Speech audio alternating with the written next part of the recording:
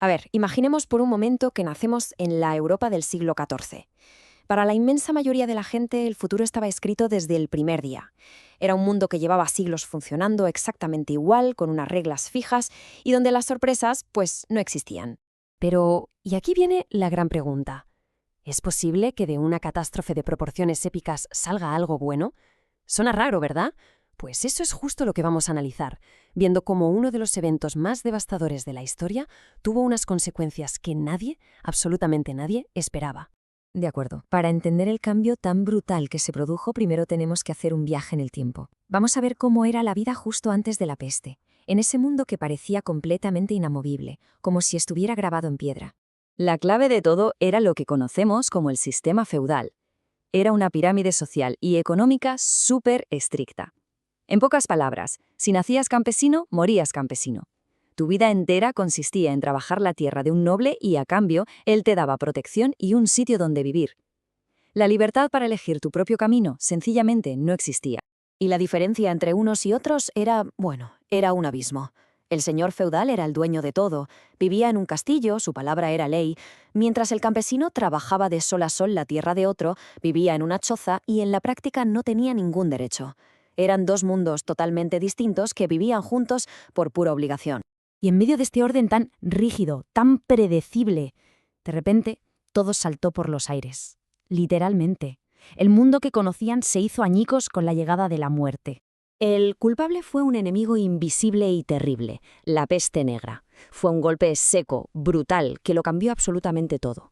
Se calcula que llegó a acabar con cerca del 50% de la población de Europa. La mitad.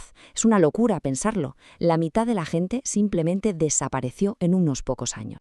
Y claro, un golpe así tuvo unas consecuencias inmediatas y aterradoras. Los campos se quedaron sin nadie que los cultivara. Aldeas enteras se convirtieron, de la noche a la mañana, en pueblos fantasma, familias completas borradas del mapa.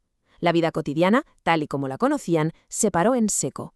Fue un colapso social a una escala nunca vista.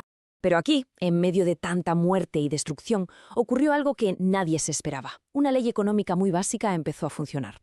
A menos gente disponible, cada persona que quedaba valía mucho más. Y ese pequeño detalle cambió el equilibrio de poder para siempre. Este es el verdadero giro de guión de la historia. La lógica es bastante simple. Mirad, 1. Mueren millones. 2. De repente, hacen falta trabajadores por todas partes. 3. Los señores nobles tienen los campos a rebosar, y si no recogen las cosechas, lo pierden todo.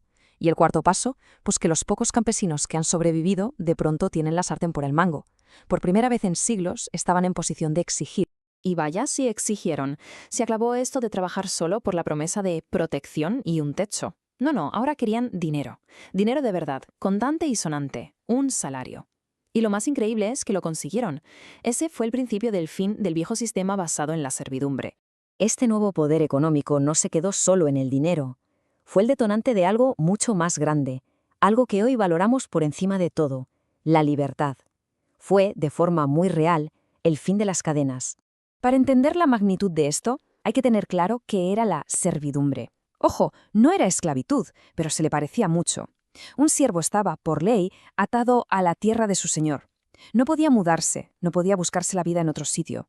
Su destino estaba ligado a ese trozo de tierra desde que nacía hasta que moría. Pues bien, de repente, esas cadenas invisibles se rompieron.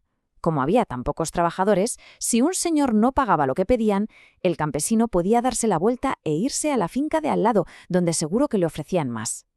Acababa de nacer un derecho que hoy nos parece lo más normal del mundo, pero que entonces fue una auténtica revolución, la libertad de movimiento. Y claro, una cosa lleva a la otra. Si te puedes mover, también puedes negociar. Los campesinos dejaron de ser una posesión del señor, para convertirse en trabajadores. Podían discutir el salario, las condiciones. Por primera vez tenían voz y voto sobre su propio trabajo, algo impensable una generación antes. Y aquí llega el remate final, el golpe de gracia para el sistema feudal. Con el dinero que estaban ganando, algunos campesinos llegaron a comprar su propia tierra. Un campesino que era dueño de su terreno. Esto ya no era un cambio, era una bomba que destrozaba las reglas que habían gobernado a la sociedad durante siglos. Todo esto nos lleva al legado final de la peste. Un legado sorprendente e inesperado, que demuestra cómo, a veces, de las cenizas de la mayor de las destrucciones, pueden hacer un mundo completamente nuevo. Los cambios fueron tan profundos que se notaron hasta en algo tan básico como la comida. Pensemos, la misma tierra, los mismos animales, pero mucha menos gente a la que alimentar.